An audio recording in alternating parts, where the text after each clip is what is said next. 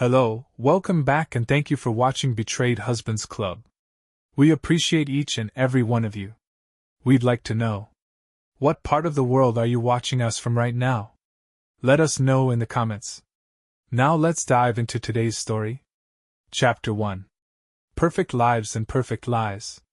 Marine Colonel Devin Brennan stood rigid during the ceremony, each medal on his chest symbolizing lives lost and others saved. His steely gray eyes scanned the crowd, always alert for potential dangers, a habit forged over years of combat. At 42, his presence commanded the room, capturing the attention of everyone, from the newest recruit to the most experienced officer. For his exceptional leadership in a covert operation that resulted in the successful rescue of 3 American aid workers and the disruption of a major arms trafficking ring, Colonel Devin James Brennan is hereby awarded. The base commander's voice echoed through the hall. In the front row, Chris Brennan wore her practiced smile, though her manicured nails dug into her palms. She watched as Devin accepted yet another commendation, another medal that only pushed him further away from her. At 35, she had perfected the art of appearing proud while burying the bitterness that threatened to crack the facade she had carefully built. "The operation was a team effort, sir." Devin's voice rang out with authority as he addressed the commander. "Lieutenant Jesser White sacrificed his life to ensure its success.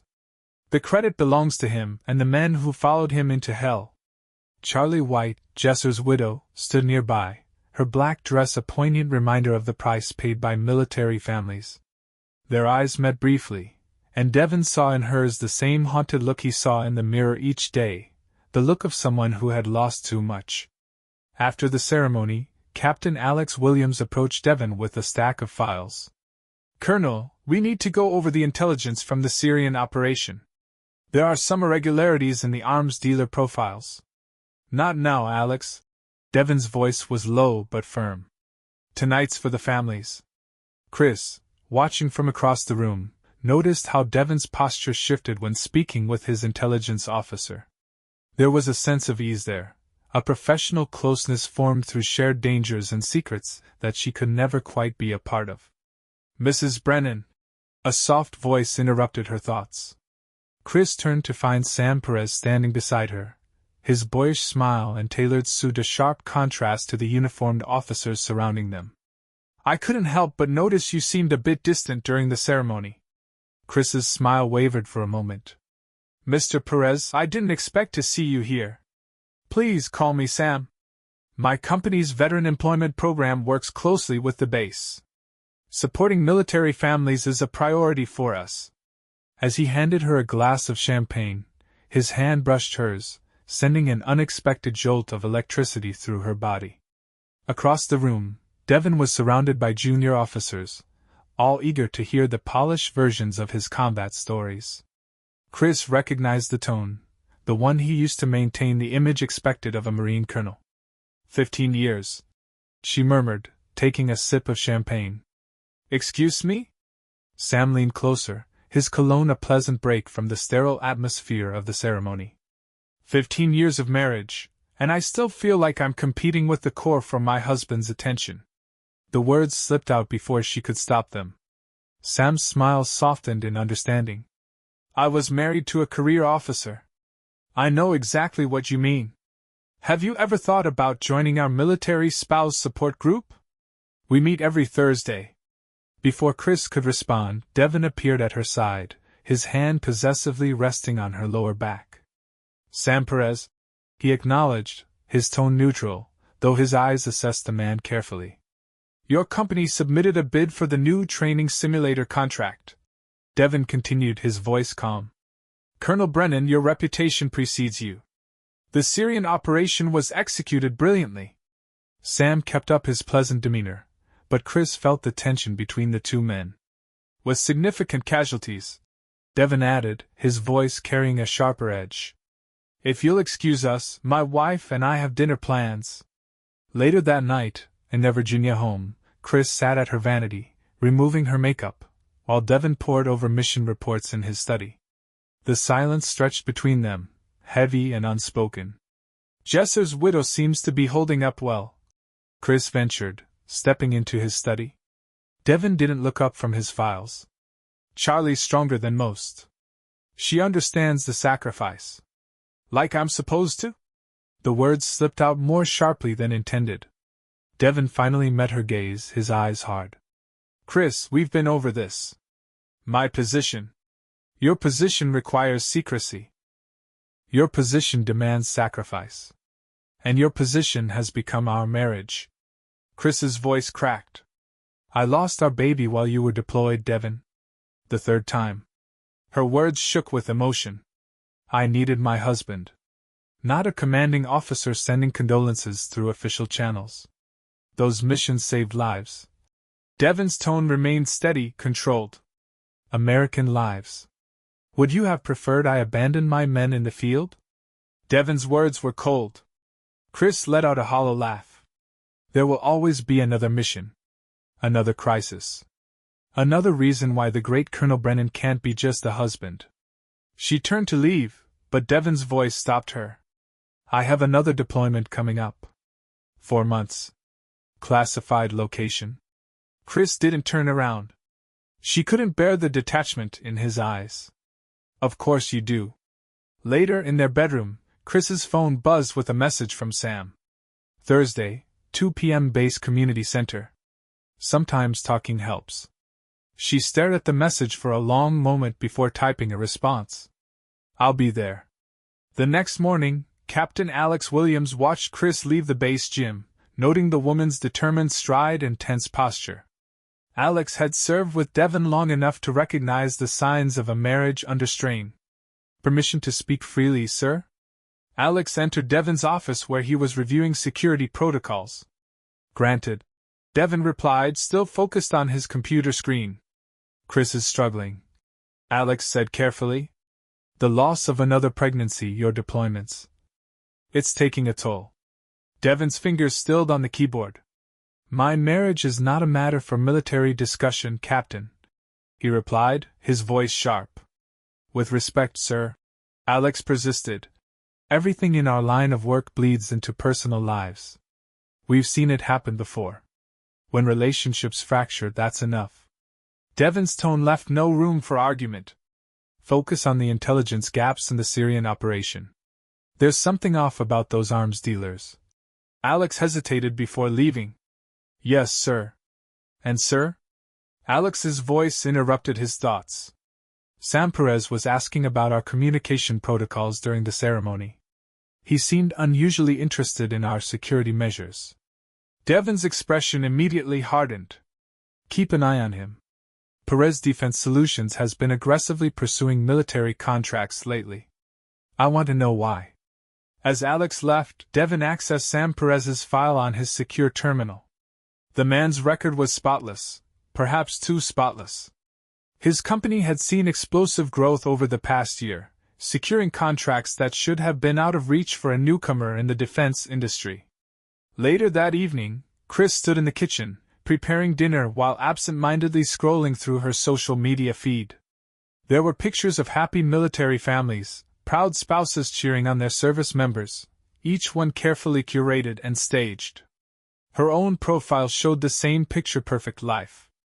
The ideal military wife standing proudly beside her decorated husband. Yet none of it showed the emptiness that ate away at her. She paused on a photo from 3 years ago, Devin holding her at a military ball, both of them smiling. It had been taken just 2 weeks before her second miscarriage.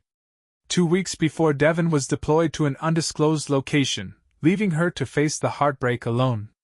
The sound of Devin's car pulling into the driveway made her quickly wipe away the tears threatening to fall. Colonel Brennan's wife didn't cry. Colonel Brennan's wife was strong, supportive, understanding. She had played the role for so long that she sometimes forgot who Chris truly was. But Sam had seen past the facade. In their brief interaction, he had noticed something in her that she thought she had buried deep inside. As she set the table for another quiet dinner with her husband, Chris knew what she had to do. Thursday couldn't come soon enough. Chapter 2. The Descent. The military spouse support group gathered in a brightly lit room at the base community center, where the over-the-top cheerfulness of motivational posters clashed with the exhausted expressions of the attendees. Chris sat at the back, her eyes on Sam Perez as he led the discussion with effortless confidence. Separation anxiety, depression, feelings of isolation, these were all normal responses to the military lifestyle, he explained. His voice carried the perfect blend of authority and empathy. The key is finding healthy ways to cope. Chris watched as other spouses leaned in when he spoke, drawn to his understanding smile and gentle manner. When their eyes met across the room, she felt seen in a way she hadn't in years. After the session, Sam made his way over to her. Coffee? There's a place just off base that makes an excellent espresso. The cafe was quiet, tucked away from the busy streets where they might run into other military personnel. Chris wrapped her hands around her cup, savoring its warmth. Devon was deployed during all 3 of my miscarriages, she found herself saying. The first time, I convinced myself it was just bad timing. By the 3rd, she trailed off, her words hanging in the air. Sam reached across the table, gently covering her hand with his. You don't have to justify your feelings, Chris. The military demands everything from its service members and expects their spouses to settle for the leftovers. Devon always told her she knew what she was signing up for when she married him. Did you? Sam's voice was soft but pointed. Did you know you'd be facing the loss of your children alone? Did you know your husband would prioritize classified missions over your grief? His words struck deep, but his tone remained kind. Chris quickly withdrew her hand, suddenly aware of their public setting. I should go, she murmured. Sam called after her as she stood. Same time next week? Sometimes having someone to talk to really does make all the difference. The weekly coffee meetings became her sanctuary. Sam listened without judgment, offering comfort without expecting anything in return. He shared stories of his own failed marriage to a career officer, how the military had consumed their relationship until it was nothing but a hollow shell. One rainy afternoon, as they both reached for the check, their hands brushed against each other. Neither of them pulled away. The next week, coffee turned into lunch at an upscale restaurant in Alexandria, a far cry from the prying eyes of the military. You're different today, Sam remarked, his eyes studying her across the table. Lighter, Chris replied, a genuine smile tugging at her lips. I feel lighter. Being here, just being Chris, instead of Colonel Brennan's wife. Their first kiss happened in the restaurant parking lot, hidden behind the tinted windows of Sam's luxury SUV. It was soft, hesitant, nothing like Devon's calculated and public displays of affection at military events. The lies came easily after that. Therapy sessions that ran long, shopping trips with friends, base spouse meetings. Devon, absorbed in preparing for his next deployment, barely noticed her absences. Alex Perez, Chris's closest friend on base, covered for her without asking any questions. Girls' night at my place became their code for Chris's afternoons with Sam. I don't know what's changed, Alex commented during one actual lunch together. But you seem happier lately, less tense. Chris stirred her salad, feeling the guilt and satisfaction clash within her. Sometimes we find support in unexpected places. The first time they met at a hotel, Chris spent an entire hour sitting in her car, unsure whether to go inside. Sam waited patiently, understanding her hesitation, never pressuring her. We don't have to do anything you're not comfortable with, he assured her when she finally walked into the room.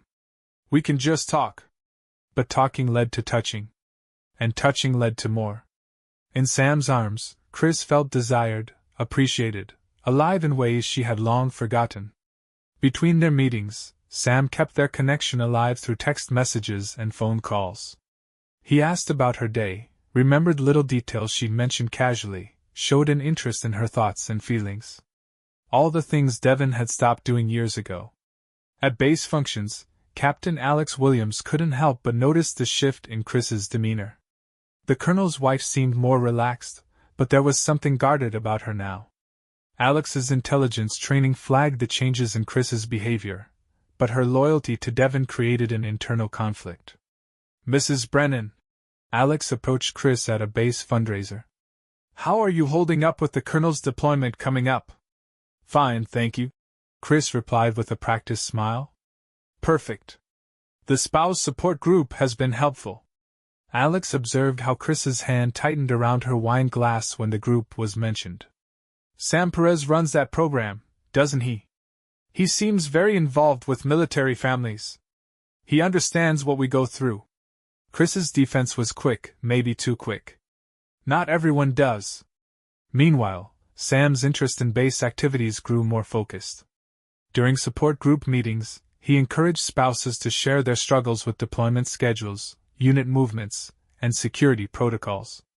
Each seemingly innocent detail added to a larger picture. My husband's unit is preparing for something big, Avery Allen, Sergeant James Allen's wife, confided during one session.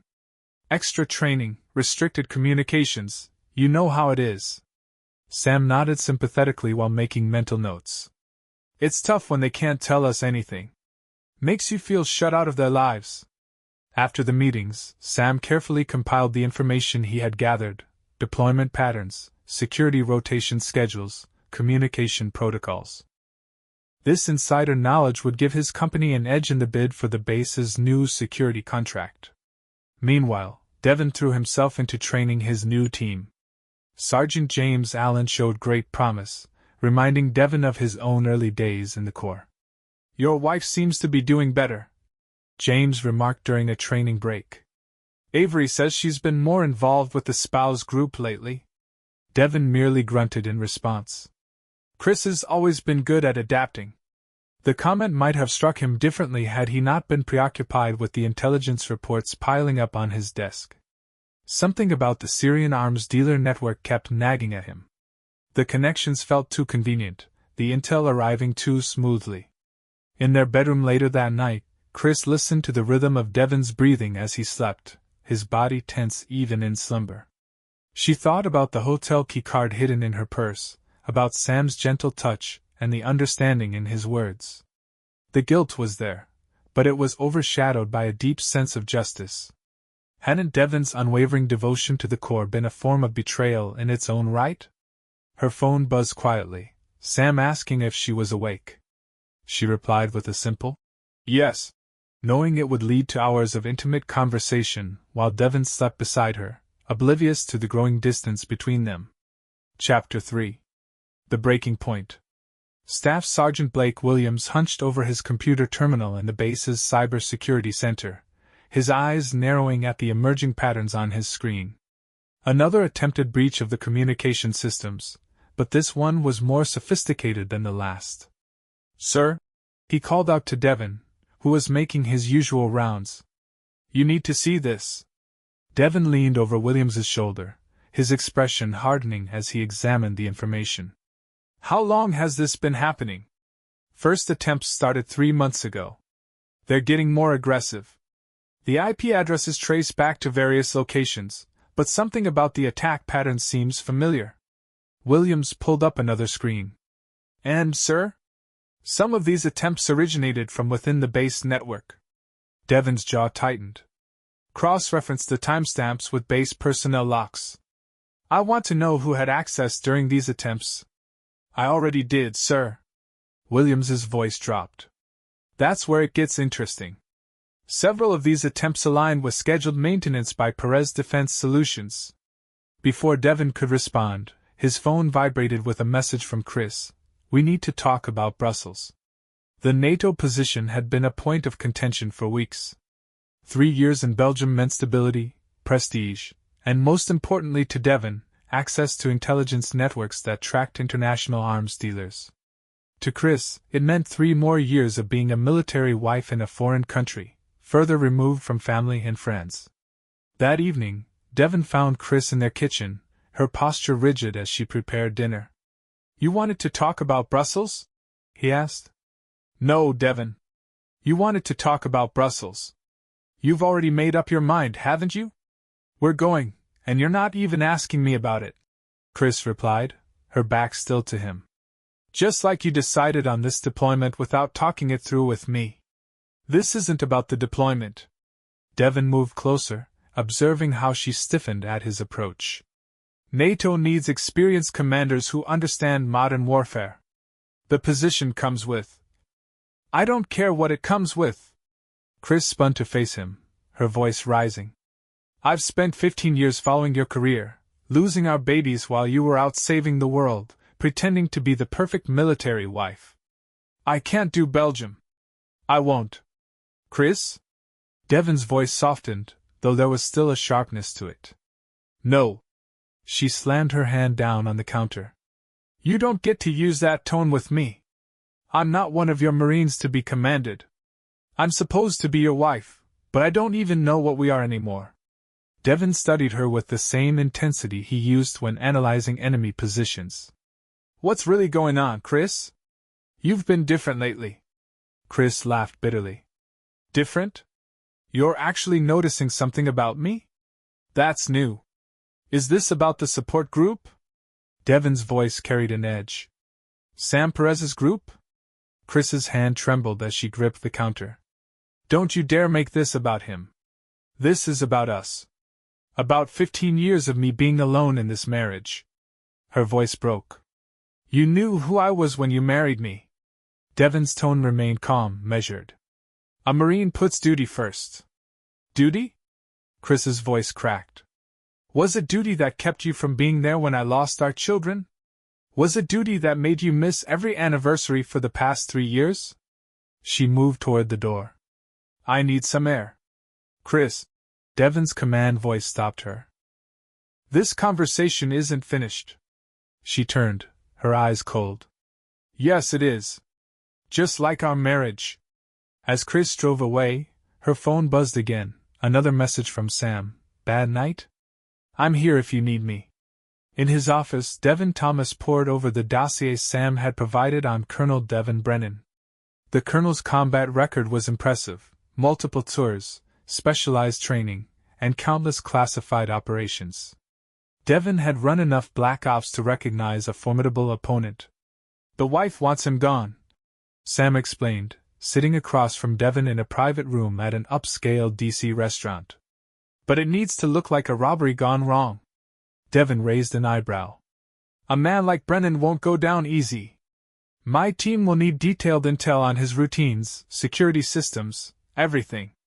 Sam pulled out a tablet. Chris has provided full access to their home layout. And I've got other sources on base feeding me his schedule. Avery Garcia, sitting quietly in the corner, spoke up. What about base security response time? Sam smiled. My company's handling the new security contract installation. We'll have a window when the systems are transitioning. The Ham twins, Sam and Alex, exchanged looks. Electronic countermeasures? You'll have everything you need, Sam assured them. Chris will be out with friends.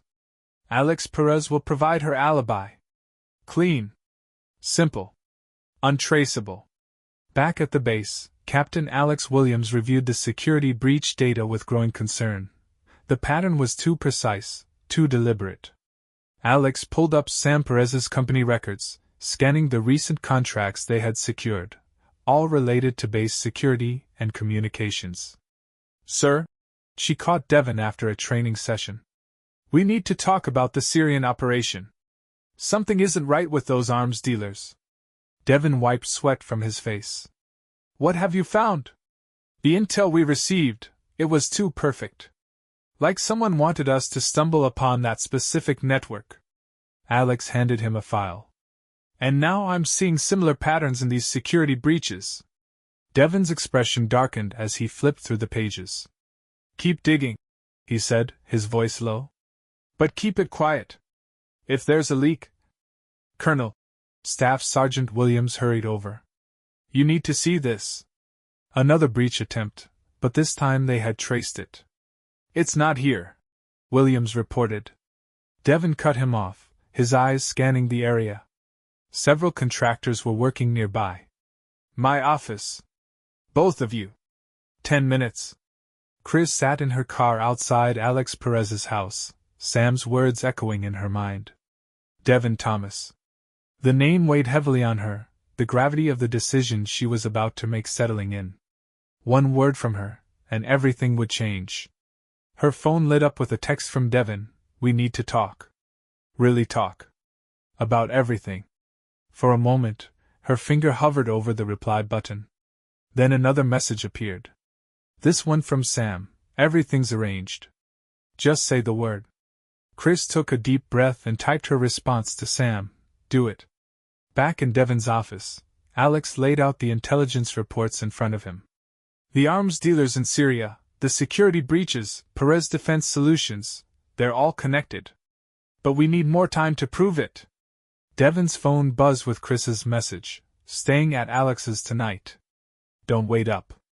He stared at the message, years of combat instinct screaming that something was very wrong. Sir? Williams's voice brought him back to the moment. What are your orders? Devon studied the evidence before him. His tactical mind quickly began forming connections. Lock down all sensitive data. Activate Protocol Echo. And get me everything you have on Sam Perez's movements for the past 6 months. Yes, sir. Alex hesitated at the door. And Chris, sir? Should we? My wife is not your concern, Captain. Devon's voice carried a dangerous edge. Focus on the mission. As night fell over the base, pieces began falling into place. Devon briefed his team. Sam made the final arrangements, and Chris sat alone in Alex's guest room, staring at her wedding ring. The stage was set. Act One's facade was about to crumble, but not in the way anyone had planned. Devon sat in his study, satellite images of Syrian weapons caches spread across his desk. But his eyes were fixed on a single surveillance photo taken earlier that day, his wife leaving a hotel with Sam Perez. The colonel's expression remained impassive, but his eyes gleamed with the cold calculation of a predator preparing for the strike. The man who had led troops through the most harrowing combat zones in the world, who had never lost a tactical engagement, who had earned his reputation by being 3 steps ahead of his enemies, was now planning his next move. Chris had no idea that by choosing to end her marriage, she had set in motion a series of events that would expose a conspiracy far greater than an affair. The perfect image of their lives was about to shatter, and with it, the intricate web of lies that had ensnared them all. Chapter 4. Perez laid plans. Devon Brennan sat in his study at 0200 hours, the glow of his computer screen illuminating stacks of intelligence reports. His mind processed the data with machine-like efficiency, piecing together fragments of information into a clear picture. The Syrian arms dealer network. The security breaches. Sam Perez's meteoric rise in the defense contracting world. The patterns were there, waiting for someone trained to see them. His phone buzzed with a text from Sergeant Cooper. Security system upgrade complete. Silent protocol active. Devon's response was brief, acknowledged. The new security system had been Cooper's suggestion, after Devon had shared his suspicions. Trust your instincts, sir, Cooper had told him. They've kept us alive this long. A soft creak from outside drew Devon's attention. Years of combat had sharpened his senses. The sound didn't match the rhythm of Chris coming home. He reached beneath his desk, fingers wrapping around the cold steel of his pistol. Outside, Devon Thomas directed his team with silent hand signals. Avery Garcia took point, moving toward the back entrance. The Ham twins, Sam and Alex, were focused on their electronic warfare equipment, designed to bypass standard security systems. All clear, Sam's voice whispered through their encrypted comms. Security systems showing normal. Devon allowed himself a small smile. Sam's intel had been precise. The colonel would be upstairs, unaware of the intruders about to enter his home. Chris's description of his habits had painted him as a creature of routine, despite his combat training. Devon murmured, Remember, make it look messy. Robbery gone wrong. Avery reached the back door, his lockpicking tools silent and efficient. The door opened with barely a sound, a sign they should have noticed, if they were paying attention. Devon watched through hidden cameras as 4 figures entered his home. His expression was unreadable as he activated a preset command on his phone. Protocol Echo initiated. At the base security center, Sergeant Cooper's screen lit up with the alert. He immediately notified the Quick Reaction Force while initiating the secondary protocols Devon had set up. Avery moved through the kitchen, weapon raised, his senses alert. The house was unnervingly quiet. No hum of appliances. No background noise. His instincts screamed danger, but Devon motioned him forward. The Ham twins' confident expressions faltered as their equipment displays went dark. "Something's wrong," Alex whispered. "We've lost all signals." "Abort," Devon commanded. But the words died in his throat as the house was swallowed by complete darkness. Devon's voice cut through the blackness, calm but deadly. "Welcome to my home." The first shot caught Avery in the chest before he could even raise his weapon. Devon had studied the trajectory angles of his house during his combat career, marking the blind spots and kill zones with the precision of someone who treated home defense as battlefield preparation. Sam Ham's attempt to activate their backup systems met with nothing but silence. "It's dead. Everything's dead." "Spread out," Devon ordered, but Devon had already moved. Another shot rang out, and Sam collapsed with a grunt of pain. Alex turned to run, but found himself face to face with Devon. The Colonel's eyes showed no mercy as he struck, his movements a brutal display of years of close combat training. Devon managed to fire 2 rounds, but Devon had already moved.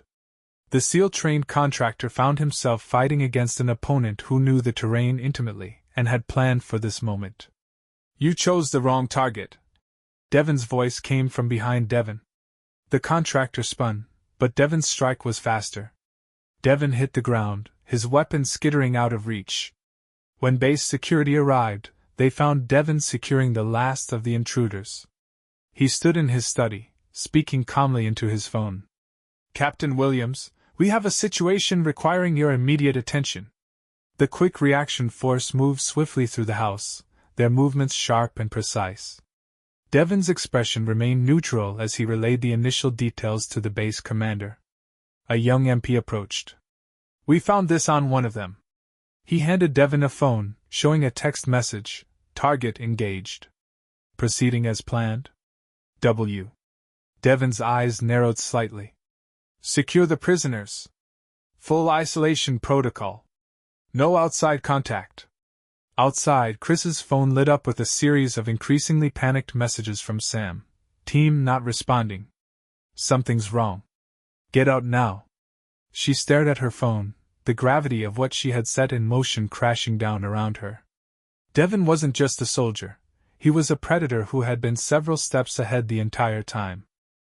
Chapter 5: The Aftermath. Chris's hands trembled on the steering wheel as she approached her house. Police lights flashed in the distance, turning neighboring homes into silent witnesses. Military police vehicles blocked the street, their presence signaling that this was no ordinary crime scene. Captain Alex Williams stood at the perimeter, directing the flow of investigators. She spotted Chris and moved to intercept, her expression neutral but authoritative. "Mrs. Brennan," Alex's voice carried. "I need you to come with me." Inside, the scene told its own grim story. Avery Garcia lay dead, his weapons still holstered. Sam Ham was being loaded onto a stretcher, medical personnel working frantically to stabilize him.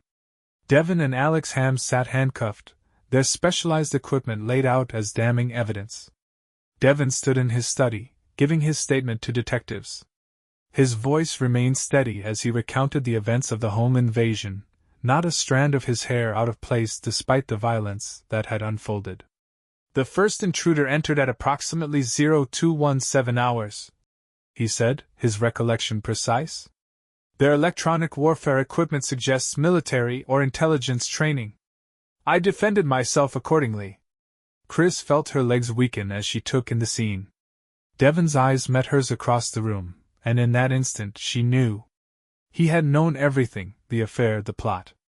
All of it. Alex Perez burst through the police line, her face ashen. "Chris!" she cried, rushing toward her. "I came as soon as I heard. Are you okay? What happened?" Before Chris could respond, Devon's voice sliced through the chaos. "Mrs. Perez, the investigators will want to speak with you about your role in tonight's events." Alex's confusion was genuine. My role? I don't understand. Your friend used you as an alibi. Alex explained, her tone professional, but cold. While you thought you were covering for an affair, you were actually facilitating a murder attempt. Chris watched the realization hit Alex, followed by a wave of horror. Oh God, she whispered.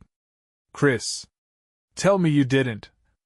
Staff Sergeant Williams approached Devon with a tablet. Sir? We've compiled the surveillance data. The breach attempts, the unauthorized access, the communications. It all ties back to Perez Defense Solutions. Devon nodded once. Start the trace on Sam Perez's accounts. Freeze everything. Chris found her voice. Devon. I can explain. Save it for the investigators. He cut her off, his tone cold, emotionless. Captain Williams. Ensure Mrs. Brennan is properly processed. Full security protocol. Alex gripped Chris's arm firmly. Mrs. Brennan. You're being detained under suspicion of conspiracy to commit murder and espionage. The word espionage hit Chris like a punch to the gut. Espionage? I never. Your lover wasn't just interested in my death. Devon's voice rang out across the room. He used you to access classified information that got American soldiers killed in Syria. The weight of the words crashed over Chris as federal agents began arriving. The affair. Sam's probing questions about Devon's work. The innocent-seeming conversations about base operations. It had all been part of a larger plan. Alex sat with investigators, her statement revealing the entire pattern of deception. I never questioned it, she admitted. I never thought. Avery Allen arrived with James, her expression shifting from concern to disgust as she learned the truth. You used our friendship, she accused Chris. Used all of us. Devon stood at the center of it all, his gaze cold and detached, watching the scene unfold. His tactical mind was already moving on to the next phase. The failed hit wasn't the end. Chapter 6, The Countermove. Devon gathered his team in a secure conference room at the base. Alex Williams, Riley Cooper, and civilian intelligence analyst Morgan Taylor sat around a table strewn with evidence files. Sam Perez isn't running a defense contracting business, Devon began, his voice sharp. He's running an intelligence gathering operation. Chris was merely one part of the puzzle. Morgan pulled up financial records on the main screen. His company's growth doesn't add up, she said. They secured contracts they shouldn't have had access to. Developed technology they shouldn't have known about. He targeted military families, Alex added. Created a support group to gather intelligence. Chris wasn't anything special. She was just convenient. Devon's expression hardened. Show me the Syria connection. Cooper pulled up surveillance photos. The arms dealers your team encountered had advanced knowledge of your operation. That's why Lieutenant White and his men walked straight into an ambush. Perez's company sold them the intel, Alex confirmed. But we need more than this if we're going to stand in court. Devon's gaze remained cold and calculating as he studied the evidence. We have their assault team. Start with them. In the interrogation room, Devon Thomas maintained his professional demeanor until Devon entered. The colonel pulled up a chair, his movements deliberate. Your team used modified military equipment, Devon stated. Equipment that matches stolen shipments from 3 different bases. Bases where Perez Defense Solutions handled the security upgrades. Devon stayed silent, his facade unbroken. The arms dealers in Syria used the same equipment. Devon continued. Lieutenant White's blood is on your hands. Devon's composure cracked slightly. You don't understand what you're up against. Perez's operation runs deeper than you think. Try me. Meanwhile, Alex worked with federal agencies to build a case that would dismantle Sam's entire network. Anonymous tips flooded journalists with leads on financial discrepancies and suspicious contracts. Chris sat in her cell, the reality of her situation sinking in. Her attorney, provided by Sam, had stopped answering calls. Her assets were frozen, her friends had turned their backs, and the evidence against her kept mounting. Devon's revenge wasn't swift or violent. It was calculated and complete. Each day brought fresh revelations, new arrests, new betrayals exposed. Sam's empire, carefully built over time, began to crumble under the weight of federal investigations. Avery Allen provided recordings of conversations from the spouse support group, showing how Sam had manipulated vulnerable families for intelligence. Alex Perez's testimony pieced together the deception that had led Chris to unknowingly participate in the murder plot. Devon, facing life sentences, finally broke. His confession tied Sam to arms deals spanning 3 continents. The Ham twins, offered immunity, revealed the technical details of their operation, including key evidence linking directly to the Syria ambush. Devon studied each piece of evidence with the intensity of someone accustomed to combat operations. This wasn't just about punishing Chris's betrayal. It was about taking down a network that had cost American lives. Alex glanced at Devon with a mixture of respect and concern. "Sir, the prosecutor's office wants to know if you'll testify against Chris." Devon's response was ice cold. "Schedule it." She chose her side. Devon's reputation for tactical brilliance took on new meaning as his counteroffensive unfolded. Sam's attempts to destroy evidence were thwarted by Cooper's cyber team. His emergency protocols were compromised before he could even activate them. As Chris watched her world collapse from her cell, she finally understood the full scope of her husband's capabilities. She had conspired with Sam, thinking Devon was just a soldier. She never realized that she was dealing with a strategic mastermind who treated betrayal like an enemy operation to be neutralized. The evidence stacked up, the witnesses spoke, and the conspiracy unraveled. Devon Brennan, the man Chris had dismissed as emotionally distant, turned out to be a calculating predator who used her betrayal as a weapon against her conspirators. Sam's empire crumbled piece by piece, each revelation exposing new layers of corruption. The man who had seduced Chris with understanding smiles and gentle words was revealed as a traitor who had sold American lives for profit.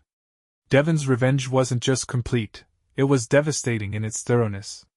He didn't just destroy the murder plot, he dismantled the entire criminal enterprise that had enabled it. His response to betrayal became a testament to the ruthless efficiency that had made him a legendary Marine commander. Chapter 7: Cornered Animals. Sam Perez nursed his gin and tonic at the Monte Carlo Bay Hotel's bar, his confidence bolstered by offshore accounts and a new identity. Papers identifying him as Alexander Wright were secure in his suite upstairs, along with 3 different passports and access codes to cryptocurrency wallets. "Another drink, sir?" the bartender asked. "Macallan, 25, neat," Sam replied. A deep voice answered. "Funny coincidence, running into you here." Sam's blood ran cold as Ethan Johnson, a former Force Recon Marine, slid onto the stool beside him. "You're far from Virginia," Johnson said, his tone casual. "Funny coincidence." Sam's hand inched toward his phone. "Do I know you?" "No, but I knew Lieutenant Jesser White. We served together." Johnson's eyes held the cold focus of a predator. "So did Charlie." Sam turned to see Charlie White seated at a table behind him. Her expensive dress and confident posture marked her as a wealthy tourist, but her eyes were cold, merciless. "The White family has significant resources," Charlie said, standing and approaching the bar. "Did you think we wouldn't find your money trail? The same accounts you used to pay Devon and his team?" Sam forced a laugh. "I don't know what you're talking about. I'm here on business." "The business of selling military intelligence to arms dealers?" Johnson interrupted. "The same dealers who killed Jesser's team in Syria?" Sam's phone buzzed with a message from his contact at the bank. "Accounts frozen. Federal seizure order. Your crypto wallets are gone too." Charlie watched his face fall as he processed the news. "Not so funny now, is it?" she murmured, a faint smile on her lips. "Colonel Brennan's team is thorough," Sam muttered, bolting for the door. But Johnson's hand clamped down on his shoulder. "Running only makes it worse. Trust me." In Virginia, Chris sat in her cell, staring at the latest letter from yet another law firm refusing to take her case. The words blurred together, "Unable to take your case at this time." Conflict of interest. Regret to inform you. Visitor. The guard announced. Chris looked up to see Alex Williams standing at the cell door. Even in civilian clothes, the captain exuded authority. Come to gloat? Chris asked bitterly. To warn you. Alex replied, her tone serious. Sam's associates are getting nervous. They think you know too much. Chris let out a bitter laugh. I don't know anything. I was just the stupid wife who attended classified briefings as a spouse. Alex interrupted, her voice cutting through the air. Who had access to Devon's home office?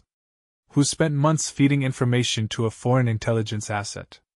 Alex's words hit hard. You know more than you realize, and that makes you dangerous to them. Chris's facade cracked. What am I supposed to do? No lawyer will touch my case. My accounts are frozen. Devon is offering you a deal. Alex placed a document on the cell desk. Full cooperation in exchange for protection. Your choice. At the FBI field office, Alex Perez provided another statement. The spouse support group meetings. Sam asked about deployment schedules, base security protocols. He made it seem like he was just helping families prepare. And Chris's involvement? The agent prompted. Alex wiped away tears. She used all of us. Used our friendships to establish alibis. I thought I was helping her hide an affair. Not this. Devon watched the interview through the one-way glass, his expression unreadable. Behind him, Morgan Taylor analyzed data on her laptop. Sir, Morgan called out. We found the connection. Sam's company wasn't just selling intel. They were providing targeting data to the arms dealers in Syria. The ambush that killed Lieutenant White? They knew exactly where to hit. Devon's jaw tightened. Send it to Charlie. She'll know what to do with it. Sir, Morgan hesitated. About Chris's protection request. Process it. Devon ordered. She's more valuable alive to testify than dead with her secrets. In Monaco, Sam found himself trapped between Johnson's unyielding presence and Charlie White's cold determination. His phone buzzed with alerts as his carefully constructed escape routes collapsed one by one. Colonel Brennan sends his regards, Charlie said, sliding a phone across the bar. He'd like to talk. Sam stared at the device, memories of how easily he had manipulated Chris flooding his mind. He had exploited her loneliness and resentment, underestimating her husband, seeing him only as a distant military commander, not realizing the tactical genius behind him. The phone rang. Sam picked it up with trembling fingers. Mr. Perez? Devon's voice came through, cold and commanding. Let's discuss your surrender terms. Chapter 8: The Final Moves. Devon Brennan coordinated the endgame from his command center at Quantico, screens showing real-time feeds from Monaco, Federal Task Force positions, and surveillance of Sam's remaining associates. Target Alpha is contained. Johnson reported from Monaco. Charlie's resources have locked down his escape routes. Interpol teams are in position. Alex added, marking locations on the main display. Sam's network is exposed. We're moving on his partners in Dubai, Singapore, and Zurich. Devon studied the intelligence with predatory focus. Location of the Syrian arms dealer leadership? Confirmed in Damascus. Morgan reported. The intel Sam sold them? We traced it back to their command center. Excellent. Devon's lips curved slightly. Send the coordinates to our assets in the region. They've waited long enough for payback. Chris's deal with federal prosecutors came with strict conditions. She sat in a secure room, surrounded by investigators, as she detailed Sam's operation. The spouse support group was his recruiting ground. She explained. He targeted women like me, wives of high-ranking officers, especially those with access to classified information. Made us feel understood, valued. And the information gathering? An agent prompted. It started small. Chris's voice cracked. Questions about deployment schedules, base security upgrades. He said it helped his company design better systems. I never realized, never wanted to see what he was really doing. Devon watched the interview feed, his expression hardening. The woman he had married, who had shared his bed and his home, had helped enemies target American soldiers. The magnitude of her betrayal went beyond their marriage. "Sir," Alex approached with new intel. "Sam's trying to bargain. He says he has classified data we haven't found yet." "He's lying," Devon replied flatly. "Cooper's team stripped his servers clean weeks ago. Let him think he has leverage. It'll make the fall harder." In Monaco, Sam sat in a secure room as Interpol agents catalogued his crimes. His attempt to flee had been thwarted by Devon's meticulous planning. Even his emergency protocols had been compromised. "Your company sold targeting data to arms dealers," Charlie White stated, laying out photos. "These men died because of intelligence you provided. American soldiers. My husband." Sam's arrogance crumbled under the weight of her relentless presentation of evidence. "I can help you recover." "We've already recovered everything," Johnson cut in. "Colonel Brennan's been 3 steps ahead since the night you tried to kill him." Devon's voice came through the room speakers, calm and unforgiving. "Did you think I wouldn't investigate my wife's lover, Mr. Perez?" Devon's voice was ice cold. "That I wouldn't notice the pattern of security breaches coinciding with your company's contracts?" Sam slumped in his chair, defeated. "What do you want?" "The same thing you wanted," Devon replied, his tone clinical. "Everything." Devon's eyes remained steady. "Your networks, your contacts, your entire operation. Consider it payment for targeting my men." In the following 24 hours, Sam's empire began to fall apart. Federal agents raided offices on 3 different continents. Offshore accounts were frozen. Shell companies were exposed. Corrupt officials were arrested. In Damascus, the leadership of the arms dealers who had orchestrated Lieutenant White's death learned the true cost of underestimating Colonel Devon Brennan. Special operations teams, armed with intelligence from Sam's servers, struck decisively. Chris sat in her cell, watching news reports of Sam's arrest. The man who had seduced her with understanding smiles and gentle touches was exposed as a traitor who had used military wives to collect intelligence that led to the deaths of American soldiers. "He never cared about any of us," Chris whispered to Alex during a debriefing. "We were just assets to be exploited." Alex's sharp question cut through the air. "Like you exploited your position as Devon's wife?" Chris didn't respond. Chapter 9, Justice Served. The military tribunal convened with brutal efficiency. Devon's testimony, supported by Alex's investigation and a mountain of evidence, exposed the full scope of Sam's operation. The defendant didn't just steal classified information, Devon declared, his voice reverberating through the courtroom. He created a systematic program to exploit military families, turning spouses into unwitting intelligence assets. Sam sat in the defendant's chair, stripped of his charisma and confidence. His attempts to bargain with supposedly hidden intelligence backfired when Devon's team revealed they had already secured and sealed those secrets. The judge's verdict was swift. Multiple life sentences, to be served consecutively, with no possibility of parole. Chris's sentencing came later. While her cooperation had helped expose the network, Devon ensured that her punishment reflected the gravity of her actions. 20 years. The federal judge declared.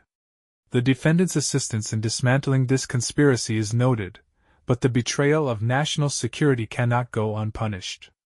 1 year later, Devon stood in his Montana command center, overseeing the training facility he had built from the ashes of betrayal. The complex specialized in preparing military families for the modern battlefield of information warfare. Colonel Charlie White entered, now serving as the facility's family support coordinator. The new protocols you implemented have already identified 3 attempted infiltrations of military spouse networks. Devon nodded, his expression stoic. The enemy adapts. So must we, Charlie added. Alex, now heading the intelligence training division, brought up surveillance feeds. Sir Blake Williams's tactical team has completed another successful response drill. The lessons from that night are being put to good use.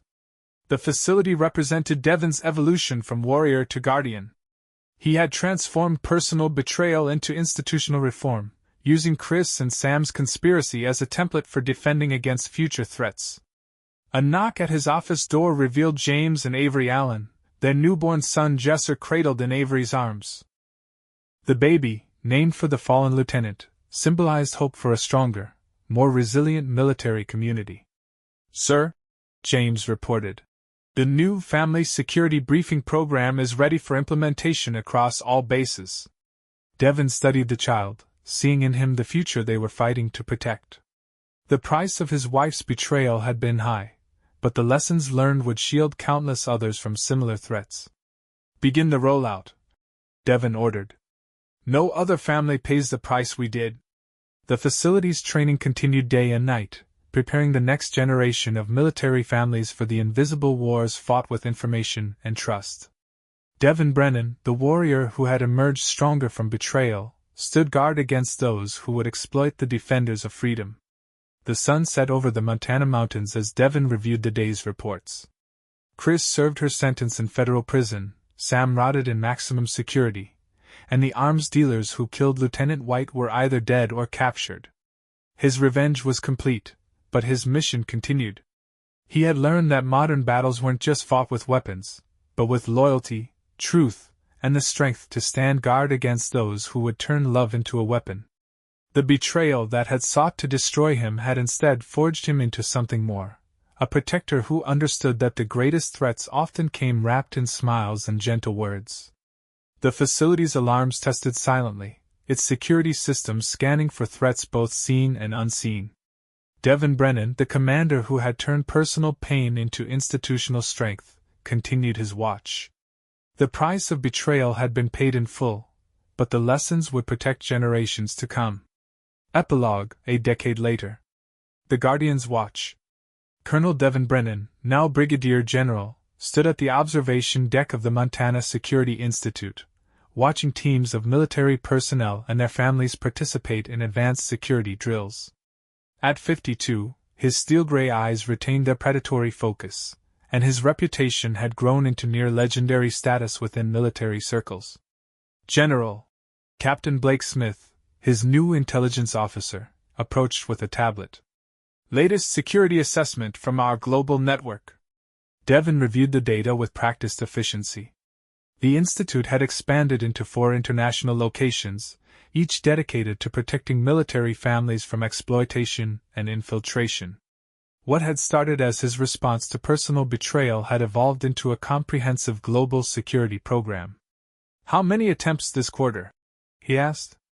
17 identified infiltration operations targeting military spouses," Blake reported.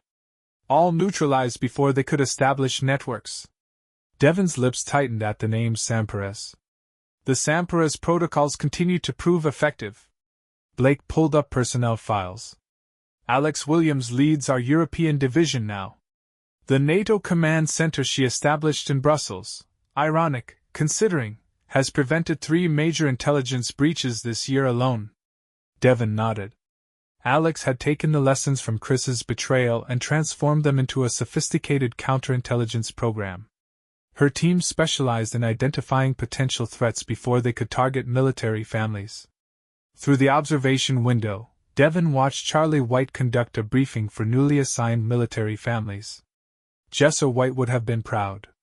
His widow had transformed grief into purpose, building the Institute's family support program into a model adopted by armed forces worldwide.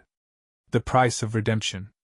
The Federal Correctional Institution in Waseca, Minnesota, housed a woman who still carried herself with dignity despite 15 years of incarceration. Chris Brennan, now 50, had earned early release through continued cooperation and model behavior. "Your belongings, Mrs. Brennan," the processing officer said, handing her a small box containing 15 years of permitted possessions. Chris held her release papers, the words blurring before her eyes. A decade and a half of reflection had stripped away her justifications, leaving only the harsh reality of her choices. "Someone's here to meet you," the officer added. Outside, Alex Perez waited by her car. The years had brought silver strands to her hair, but the warmth in her expression remained unchanged. the same warmth that had made her Chris's closest friend in the past. "The support group approved your application," Alex said as they drove. "You'll be working with military spouses, teaching them how to identify manipulation tactics." Chris's hands shook slightly in her lap. "They trust me with that? After everything?" "Devin gave it his approval personally," Alex responded. "He said your experience makes you uniquely qualified to spot the signs."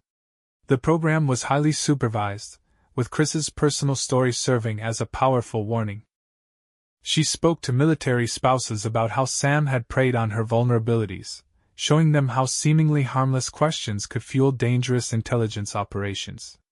"Your ex-husband's institute?" Chris asked Alex during a break in the sessions.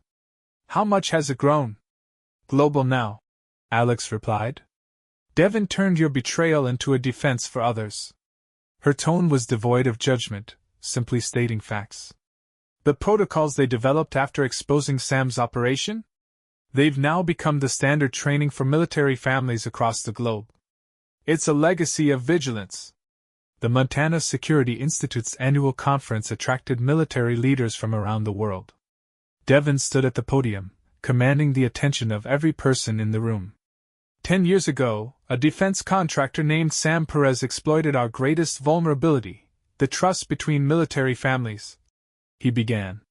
"He turned spouses into unwitting intelligence assets, manipulating their loneliness and frustration to collect sensitive information that led to the deaths of American soldiers." The crowd listened intently, many of them understanding the weight behind his words. "Today, we're faced with increasingly sophisticated attempts to replicate his methods. Foreign operatives targeting military families, trying to turn love into a weapon. The Institute was founded to ensure they fail." In the front row, James Allen, now a colonel, sat with his wife Avery and their son Jesser, now a West Point cadet. They represented the new generation of military families, prepared, vigilant, and trained to fight the invisible battles waged with information and trust. Alex Williams, visiting from Brussels, presented the latest intelligence. "Attempted infiltrations have dropped 60% since implementing the Institute's protocols," Alex stated. "The enemy adapts, but we adapt faster." Later, in Devin's office, Charlie White gave an update on the family support program. "Chris's testimonials are really making a difference," Charlie said. "The spouses connect with her experience, seeing how easily something like this can happen." Devin's face remained unreadable when his ex-wife's name came up. "She's serving her purpose," Charlie added. "She's helped prevent 3 infiltration attempts this year, spotting the signs she missed in her own case." "Redemption doesn't come easily," Devin replied quietly. "She's paying the price by protecting others from her own mistakes." The Watchers. Riley Taylor, now the Institute's chief analyst, continued to track key figures from the Sam Perez conspiracy. Her quarterly reports landed on Devin's desk. "Sam shows no signs of change," she reported. "He still attempts to manipulate other inmates, but his psychological profile is flagged. No one trusts him." The Ham twins. "Sam passed away in prison last year. Alex now works as a technical consultant for cybersecurity firms but is under heavy monitoring. Devin Thomas is collaborating with law enforcement to identify rogue private military contractors." Devin sifted through the files. The conspiracy that had almost destroyed him had given rise to an entire field of counterintelligence aimed at protecting military families. "Sir?" Morgan hesitated. "Chris's post-release monitoring shows she's consistently compliant. She's become an effective tool in preventing similar infiltrations." "Tool being the operative word," Devin responded flatly. "Continue surveillance?" The next generation. Jesser Allen Jr., named after the fallen lieutenant, stood tall in Devin's office. At 18, his demeanor mirrored that of his namesake, focused, determined, and committed. "The Institute's security program at West Point," the young cadet began. "I want to help expand it." Devin studied the young man, recognizing the dedication that embodied everything the Institute sought to protect. "Your father mentioned you've been studying the Sam Perez case," Devin said. "Yes, sir. Understanding how he exploited military families helps us prevent it from happening again. And Chris's role in this? Devon asked, his voice even. Jesser's jaw tightened. A cautionary tale, sir. How vulnerabilities can be used against us. Devon nodded in approval. The next generation understood the lessons hard-won through blood and betrayal. The Guardians. The Institute's global security network now ran 24/7, monitoring threats to military families worldwide. Devon's vision had extended far beyond personal vengeance, evolving into a protective shield against those who sought to exploit the defenders of freedom. Alex's European division had become a model for NATO allies. We've identified a pattern in Russian intelligence operations, she said during a secure video conference.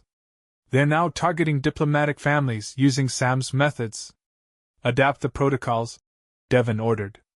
Expand the protection network. Blake Williams's tactical teams conducted continuous drills, preparing for shifting threats. The lessons learned from that night in Virginia had been codified into the standard operating procedures for military family protection.